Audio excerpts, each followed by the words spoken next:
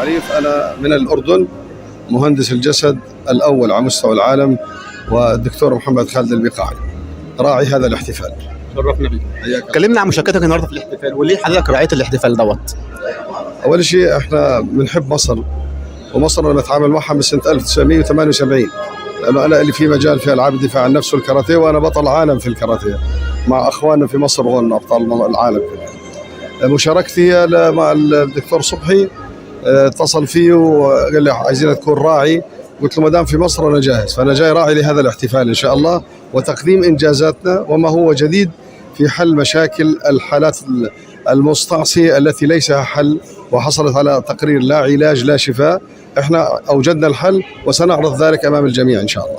يعني ايه مهندس جسد؟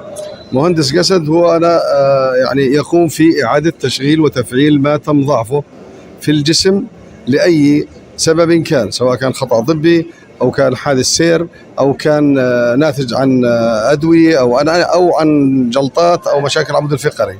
هذه بنعيد تشغيل الجهاز العضلي ومسارات من خلال العمل على مسارات الطاقة، وبالتالي رفع مقدار جهاز المناعة في الجسم دون استخدام أي أجهزة أو واسطة بين اليد والجسم، بدون أي سايد افكت إطلاقا. وهذه أثبت نجاحها منذ أكثر من 40 عام في هذا المجال. إيه الفرق بينها وبين العلاج الطبيعي؟ العلاج الطبيعي هو من العلوم الطبية المساندة، وهو علاج يعني ممتاز، لكن يتوقف عند الحالات التي أمثال السي بي اللي هي حالات نقص الأكسجين، حالات موعد الحوادث، تمزق الضفيرة العضدية. هذه ما لها حل لا في العلوم الطبية ولا في الطب نفسه، ليس عيبا فيها، ولكن هي لم تتطرق ولم تحل هذه المشاكل. فكان لزام علي كعربي ومسلم أن أجد حلا لهذا الأمر في حل هذه الأمور من خلال هندسة الجسد، العلاج باليد.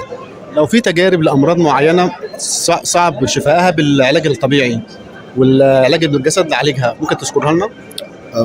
كثير زي ما ذكرت سابقا. الآن حالات سي بي نقص الأكسجين ما لها علاج لا في الطب ولا في العلاج الطبيعي، احنا حليناها واليوم حنشاهد. ممكن ازاي توضحنا ازاي يعني؟ ازاي العمل؟ هو المفهوم جديد بالنسبه للساده المشاهدين، فاحنا عايزين نوضح. هي هندسة الجسد هي العمل على الجسد لإعادة تشغيله، لأنه هذا الجسد هو صناعة ربنا، لا يمكن ما يتم شفائه بإذن الله، هو الشافي والمعافي. هذا الجسد يعمل بأمر من الله سبحانه وتعالى. عندما يتم حادث أو خطأ طبي أو مشكلة للجسد لابد من إعادة تشغيلها وتفعيلها مرة أخرى من خلال هذه الطريقة. عندما عجزت الطرق الأخرى عن حل هذه الأمور، احنا قمنا بحلها بإذن الله من خلال هذه الطريقة، لأن الجسد هو صناعة ربنا، وهذا الجسد لا يمكن أن ينتهي إلا بخروج الروح للجسد بعيد عنا وعنكم جميعا إن شاء الله.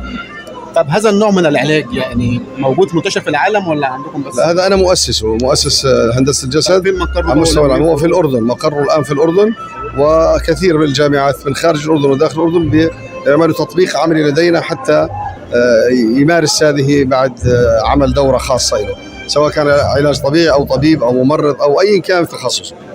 امتى نشوف مركز في مصر ان شاء الله للعلاج بالجسد؟ والله الان في مشاورات شديده مع جامعه ان شاء الله جامعه القاهره او الاتحاد العربي للثقافه. احنا الان بصدد العمل على هذا الامر ان شاء الله.